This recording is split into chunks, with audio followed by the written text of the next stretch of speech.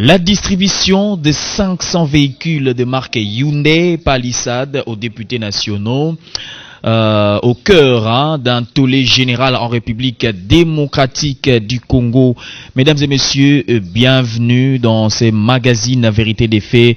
Nous parlerons au cours de cette émission de la réforme de la Commission électorale nationale indépendante et les élections de 2023. Nous allons scripter l'actualité politique de l'heure en République démocratique du Congo avec le président de l'UDPS Île-de-France, Chimchimba, à qui j'ai dit bienvenue. Merci, monsieur. Voilà, vous êtes encore reçu dans mon émission. Quel est le message particulier que vous avez à adresser à la population congolaise qui te suit en ce moment? Non, c'est le message de réconfort, le message de réconfort et d'espoir. Je veux demander au peuple congolais de continuer à se serrer les coudes. Parce que au jour d'aujourd'hui, il y a quand même une perspective d'avenir par rapport à ce qu'a été le Congo il n'y a pas longtemps. Voilà, nous allons faire la mise au point sur l'affaire des Jeeps des députés nationaux.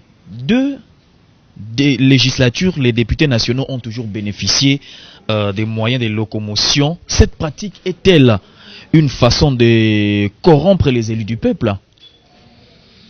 Merci beaucoup, monsieur le journaliste. Moi, je pense que en venant ici, je crois qu'il y a beaucoup de sujets, beaucoup de vrais sujets, des réalités auxquelles je m'attends. Mais je ne suis pas là pour venir répondre aux populistes et surtout faire allégeance au populisme. Comprenez? Il y a eu plusieurs pratiques dans ce pays et très certainement, ce sont de ces pratiques-là, à travers différents systèmes, qui ont mis à genoux ce pays. Donc, voilà pourquoi, à un certain moment, nous ne devons pas, entre guillemets, ne pas savoir qu'est-ce qui se fait et qu'est-ce qui a fait à ce que notre pays, notre cher beau pays, ressemble aujourd'hui à, c'est pas moi à quoi, parce que ces pays-là ne ressemblent pas vraiment à un pays. Le Congo, ne fût-ce que l'aspect extérieur, quand vous regardez, vous comprenez qu'il y a quelque chose qui ne va pas. Et tout cela, c'est par rapport aux individus. Mais cette affaire énerve la population. Cette affaire des 500 jeeps, c'est aussi une question qui concerne la population. Parce que le chef de l'État est cité dans ces dossiers. Et que c'est lui qui est en train de doter les députés nationaux. Je comprends que la population congolaise soit énervée. Parce que la population souffre. Exactement. Ça fait des décennies que cette population est en train de souffrir. Heureusement, après avoir visualisé le Congo, revisité en esprit le Congo, le chef de l'État a compris qu'il fallait d'abord mettre terme à ces différents mauvais systèmes, dits ici par la corruption, entre autres par autant d'autres sujet. Mais le plus important au jour d'aujourd'hui, c'est quoi? Je vais d'abord demander au peuple congolais, à un certain moment, de beaucoup réfléchir, de beaucoup méditer, parce que aujourd'hui on parle de Jeep, mais vous venez de le dire dans votre introduction. Il y a eu plusieurs législatures où ces pratiques passaient inaperçues. Moi, je suis fier de ça parce que je comprends maintenant que le peuple congolais commence à s'interroger et à pointer du doigt là où ça fait mal. Et moi, je demande au peuple congolais de se tenir debout, vent debout, pour mettre terme à autant de pratiques. Et surtout de s'impliquer dans ce qui doit être de sa vie.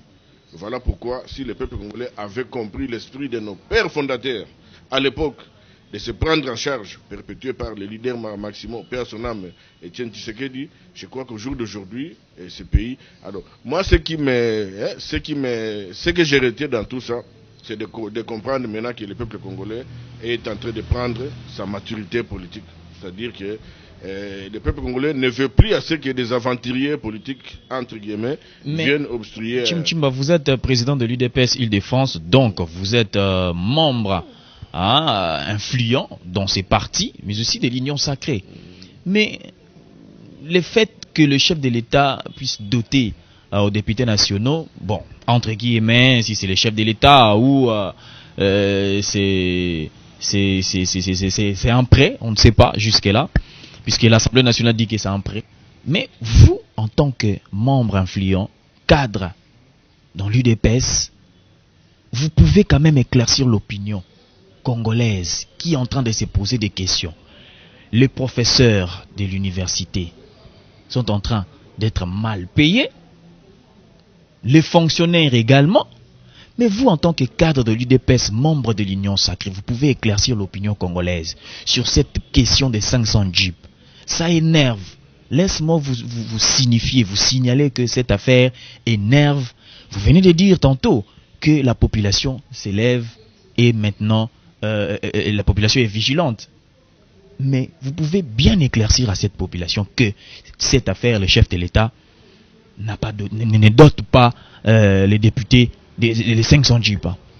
Mais si vous ne me laissez pas le temps d'expliquer à ce peuple, parce que pourquoi je demande au peuple congolais d'élever sa maturité politique, c'est pour éviter le populisme, les spectacles, l'escroquerie de la plupart de ceux qui ont mis à genoux ce pays. Je parle de soi-disant des petits politiciens. Moi, je ne peux même pas les qualifier de politiciens, des opportunistes. Vous comprenez? Là, tout à l'heure, en posant la question, c'est comme si le chef de l'État était impliqué dans cette histoire de Jeep. Exactement, parce que ça a été dit que parce qu'il a basculé, les députés ont basculé la majorité à l'Assemblée nationale. Vous êtes en train de tâtonner, vous ne savez même pas c'est quoi la genèse de ces histoires. Donc, non, mais on connaît l'affaire, c'est parce que le chef de l'État a vu que la majorité a été basculée à l'Assemblée nationale, raison pour laquelle il a distribué les 500 Jeeps. Les législatures passées, il y avait aussi ça. Quand les députés là souscrivaient à l'achat des Jeeps, quand ils acceptaient de recevoir des prêts. Moi, je pense, au jour d'aujourd'hui, je vais être clair avec vous, le chef de l'État n'y est impliqué ni de près ni de loin. On a suivi, bien qu'il y ait quelques bourdes, tout ça, mais la communication au niveau de l'Assemblée nationale. L'Assemblée nationale a bien précisé, et j'ai suivi le débat à travers différents députés, entre guillemets, différents bénéficiaires. Le mobile est simple. Quand on est appelé à être honorable, on doit avoir aussi les moyens de sa politique. Ça veut dire qu'on doit être à même capable de vivre mieux, de se déplacer avec un confort, juste pour avoir un esprit apaisé, un esprit tranquille. Et ça veut dire quoi? Remplir effectivement les rôles, la mission dont les députés doivent faire. C'est-à-dire, au jour d'aujourd'hui, si un député va contrôler, qu'il vienne à pied ou à moto, quelle sera la réaction de la personne à laquelle le député va aller contrôler? La première réaction, ça veut dire que ce député ne sera même pas considéré et facilement il sera acheté et plus c'est le peuple qui perdra. Mais si aujourd'hui on dote les institutions avec leurs moyens de fonctionnement, nous pensons que ces institutions-là, il n'y a pas seulement que l'Assemblée nationale. Pourquoi que les députés? Pourquoi seulement les députés? Il y a les professeurs qui croupissent. Ce que j'ai dit, le chef de l'État a dit il n'y a pas longtemps que le travail vient de commencer. Le gouvernement est encore en phase d'installation. Mais attendons à ce que le gouvernement s'installe. C'est au gouvernement, à chaque ministère, parce qu'au jour d'aujourd'hui, tous les ministères seront dotés de leurs moyens. Ça sera assez, au fur et à mesure, parce qu'il n'y a pas seulement que les députés, c'est toute la classe sociale. Hein. Il y a les magistrats. Parce qu'hier, j'étais même choqué d'entendre les salaires des magistrats. C'est tellement dérisoire qu'à un certain moment, pour faire face à la corruption, vous savez, il faut mettre les gens dans un confort capable de faire avancer le pays. Pourquoi il y a corruption? Pourquoi il y a vol? Mais c'est par rapport à ça. Mais si on arrive à résoudre ce problème, moi je pense que les plus grands bénéficiaires sera le peuple congolais. Mais il y a les Congolais disent souvent en langue nationale que Congolais a tout narraté. Donc, non, ça veut dire quoi? Au jour d'aujourd'hui, nous sommes en train d'assister à des révélations. Parce que moi, ce qui m'étonne, c'est pourquoi des fois je me pose la question par rapport à notre presse à nous. surtout à la presse présidentielle.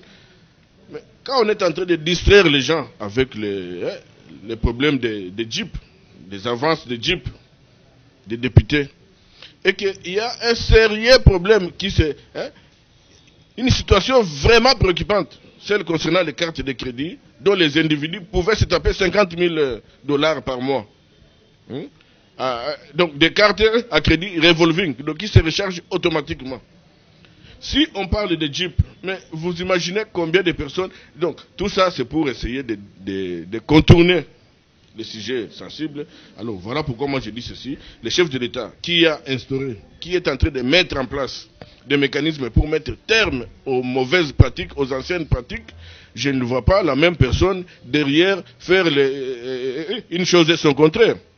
Donc au jour d'aujourd'hui, l'IGF existait dans ce pays, non? Mais pourquoi cette institution n'était pas active? Il y a l'inspection judiciaire. C'est pourquoi j'ai dit ceci. Le peuple congolais devait quand même se réjouir qu'au jour d'aujourd'hui, tout ce qui faisait à ce que l'argent de l'État soit dilapidé, l'argent de l'État soit détourné, au jour d'aujourd'hui, il y a quand même des avancées. Il y a de l'espoir. Il y a des dénonciations. Il y a des arrestations. Mais il y a des avancées, il y a aussi du recul. Parce que lorsque le président de l'Assemblée nationale a dit que les dons du chef de l'État, d'où alors a-t-il tiré les fonds pour déjà...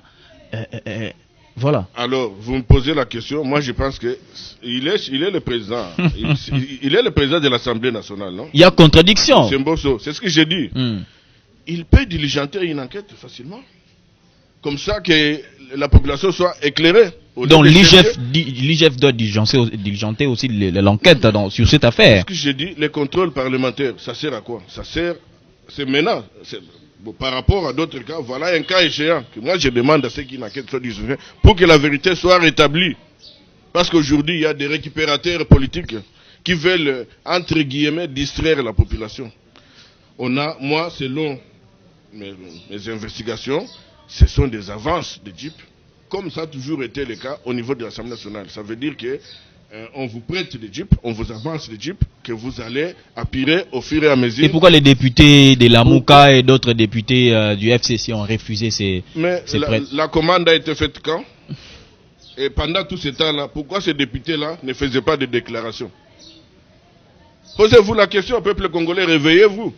Ce sont des aventuriers politiques. La plupart de ces gens-là, bon, s'il fallait corrompre, il y a 500 députés. Et en perspective, il y a 500 Jeeps. Donc ça veut dire que les députés du PPRD aujourd'hui avaient aussi accepté d'être corrompus par le chef de l'État. Parce que moi je sais qu'au niveau de l'Union sacrée, nous avons 300 et quelques députés. Mais pourquoi la commande de 500 Jeeps? Alors, on veut jouer à quoi là? On veut distraire qui? Heureusement, nous sommes là pour venir regarder des choses. Peuple congolais, ne vous laissez pas distraire par les aventuriers que moi je qualifie comme des aventuriers politiques. Au jour d'aujourd'hui, ce que je décris dans ce pays, c'est que le chef de l'État est en train de faire des avancées très très significatives dans ce pays. Il est en train de tout faire. Avant, c'était quoi? La chanson, c'était quoi? Béni, béni, béni, béni, Est, Est. Maintenant, le chef de l'État est à l'Est.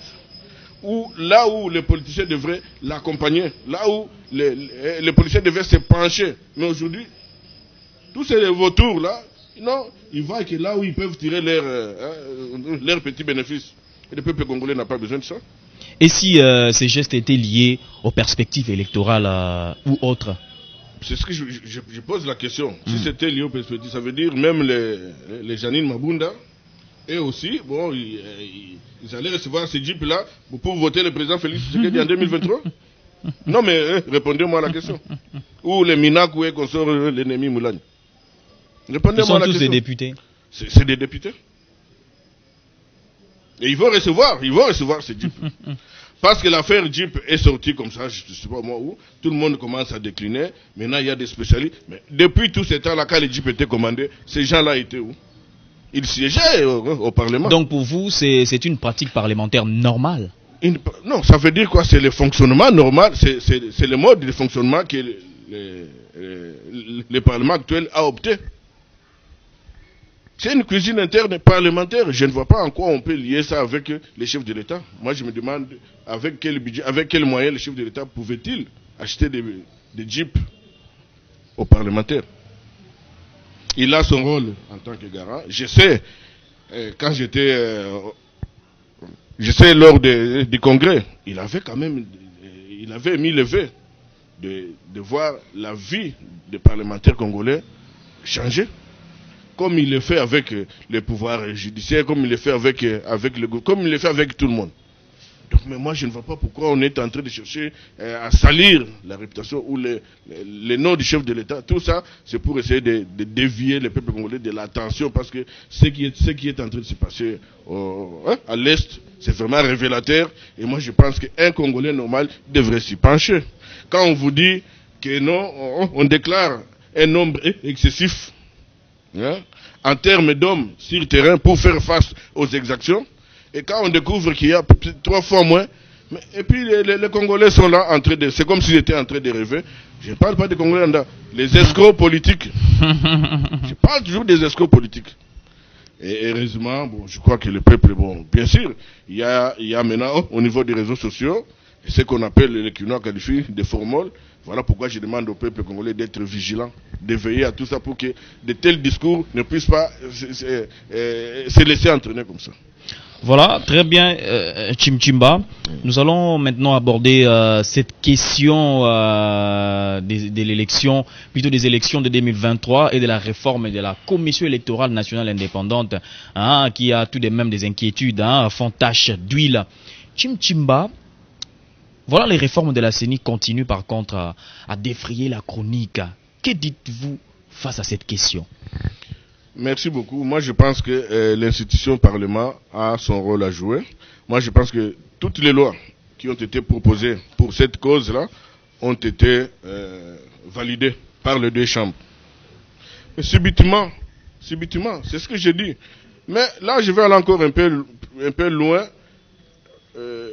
Qui sont venus ou qui cherchent à attiser encore le fait. Curieusement, ce sont nos amis évêques prêtres de la Senko. Mais moi, je pense qu'au lieu de faire des démonstrations, j'avais suivi avec attention M. l'abbé Chollet.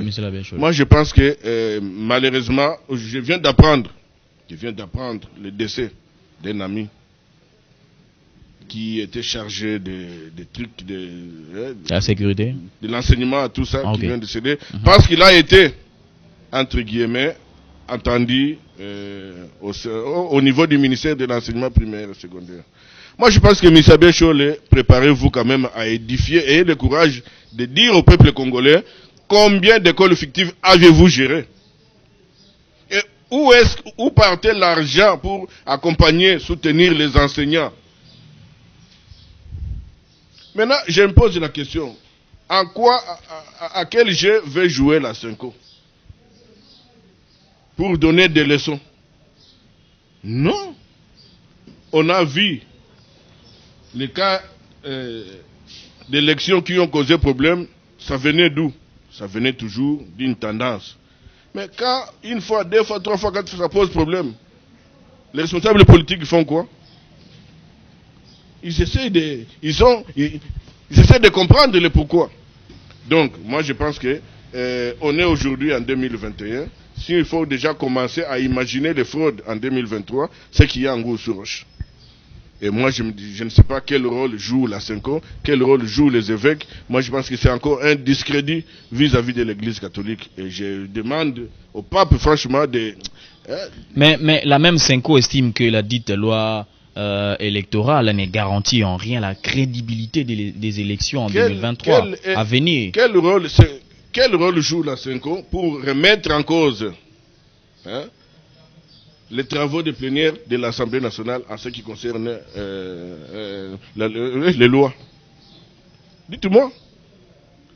Mais la Senko est considérée comme la société civile. Mais il y a autant de sociétés civiles. Alors moi, je ne vais pas m'attarder sur un point de vue d'une société civile, surtout que nous sommes en démocratie. Surtout que nous sommes en démocratie. La Senko nous avait... Elle joue aussi un grand rôle dans la politique. Beaucoup de scénarios ici. Vous vous rappelez de l'histoire des 40 000 smartphones avec toute la logistique qui allait avec, au profit d'un candidat. Vous vous rappelez? Ça a suscité beaucoup d'encre ici par rapport à soi-disant la vérité des urnes. La Senko est citée dans une mafia concernant la gratuité des scolarités. Moi, je ne peux plus faire confiance ou donner un certain crédit à cette institution que moi je qualifie en tout cas des aventuriers, des affairés.